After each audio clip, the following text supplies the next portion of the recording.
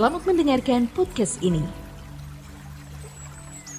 Shalom saudara sekalian, salam sejahtera dalam kasih Tuhan kita Yesus Kristus. Kebenaran hari ini berjudul Melawan Kodrat Dosa. Dalam perjuangan mengikuti jejak Tuhan, kita seringkali terbentur dengan kecenderungan dosa yang ada di dalam diri kita.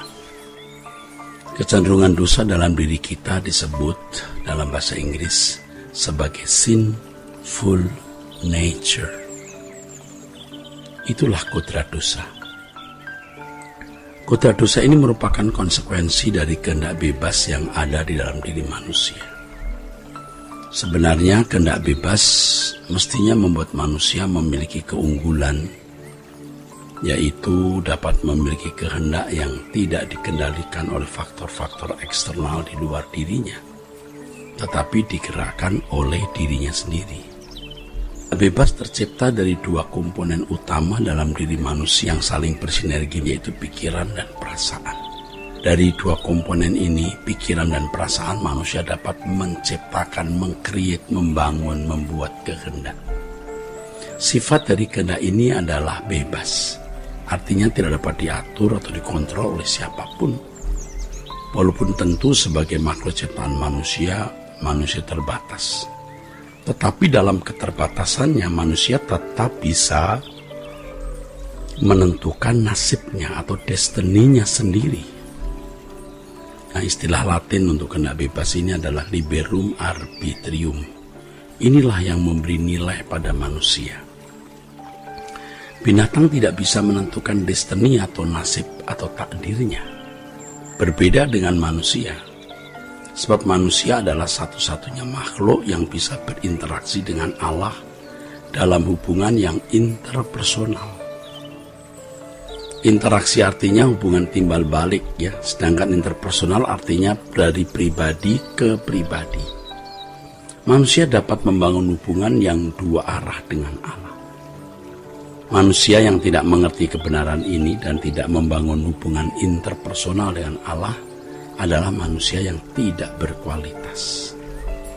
Memang biasanya manusia yang tidak mengerti kebenaran memberi nilai dirinya pada merek arloji, memberi nilai dirinya pada rumah, kendaraan, jabatan, kedudukan, gelar, dan lain sebagainya. Dengan hal-hal tersebut mereka merasa memiliki nilai. Manusia itu makhluk yang memiliki nilai yang luar biasa, artinya lebih dari semua ciptaan. Sebab Allah memberi diri untuk berinteraksi dengan manusia dalam hubungan interpersonal.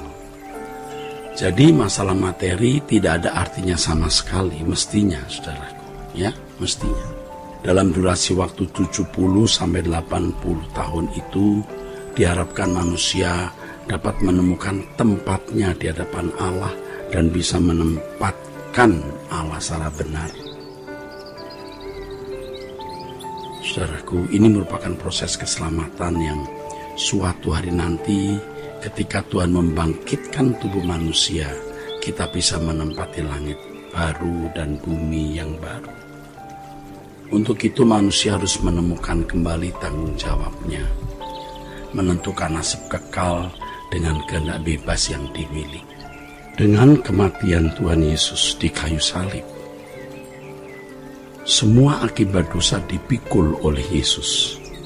Semua manusia dari manusia pertama Adam sampai manusia terakhir, atas perbuatan salah seseorang sejak lahir sampai nanti sudah selesai di kayu salib.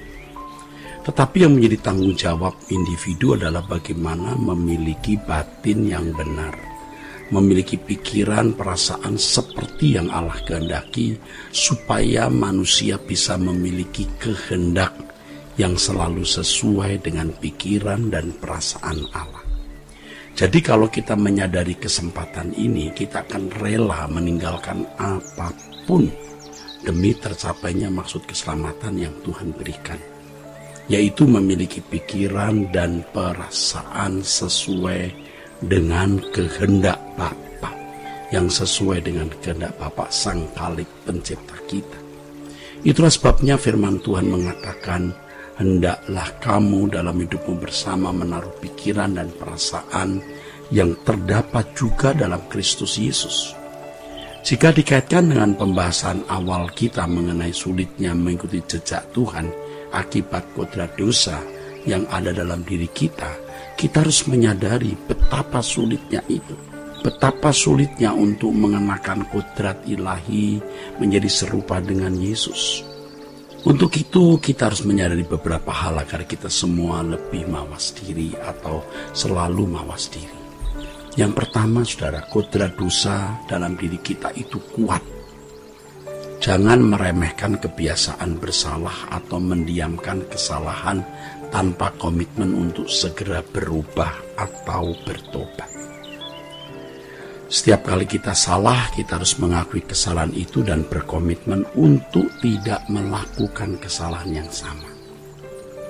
Kalau tidak segera dibereskan, maka kodrat dosa akan menjadi semakin kuat dan sampai titik tidak bisa melepaskan diri dari kodrat itu. Jadi jangan anggap remeh kodrat dosa. Harus dilawan, harus diperangi, harus dikalahkan. Kedua, kodrat dosa dalam diri kita itu menyatu. Jadi terkadang kita merasa sesuatu sudah baik padahal tidak. Sehingga akhirnya kita bisa tertipu oleh diri kita sendiri. Banyak orang tidak sadar bahwa dirinya selalu hidup dalam irama kodrat dosa yang membinasakan. Jadi hati-hati, kadang-kadang kita merasa bahwa itulah diri kita. Padahal itu manusia lama yang harus disalibkan. Ya saudara, menyangkal diri itu maksudnya demikian. Jangan lagi mengenakan kodrat dosa yang menjadi kenikmatan dan kesukaan kita selama belasan bahkan puluhan tahun. Jadi kalau Tuhan mengatakan jangan menyayangkan nyawamu, ya itu maksudnya itu, ya. Jangan kita tetap memelihara, ya, dan menikmati kodrat dosa kita, kebiasaan-kebiasaan yang memang nikmat dilakukan, tetapi itu akan membinasakan kita. Ketiga, kodrat dosa itu licik atau cerdik. Kodrat dosa itu mendorong kita untuk melakukan sesuatu yang meleset dari kebenaran. Dan kita biasanya tertipu dengan pembenaran diri sendiri. Waktu kita mau menjahati orang, kita mencari cara untuk menjahatinya dengan 1001 alasan dalam nurani. Misalnya, saya berbuat demikian demi kebaikan dia. Aku berbuat demikian karena dia sudah keterlaluan.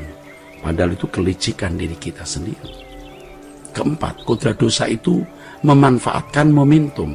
Ada momentum tertentu di mana kita lemah dan bisa bersalah. Kodrat dosa dalam diri kita memanfaatkan momentum itu dengan baik. Itulah sebabnya Alkitab mengatakan dalam 1 Petrus 1 ayat 14, jangan turuti hawa nafsu pada waktu kebodohanmu. Saudara, hati-hati ya. Jadi kodrat dosa ini, saudaraku, ya, pertama kuat, dua menyatu dengan diri kita, ketiga licik, yang licik, keempat memanfaatkan momentum. Dengan menyadari semua hal ini kita dapat berjaga-jaga setiap saat. Ya, sulitnya menghadapi kodrat dosa tidak menunjukkan kemustahilan untuk menghadapinya. Jadi kita harus yakin kita bisa melewatinya. Kesungguhan kita mengikuti jejak Tuhan untuk melawan dosa ini akan membawa kita masuk dalam kawasan selanjutnya sesuai pertumbuhan iman kita. Tuhan telah menyiapkan proses terbaik untuk kita untuk menyelesaikan kodrat dosa ini. Dari pihak kita harus ikuti jejak Tuhan dan menundukkan diri kepada pimpinan Tuhan untuk supaya kita bisa mengenakan pikiran dan perasaan Kristus. Ya. Kiranya kebenaran ini memberkati kita sekalian. Sola Gracia.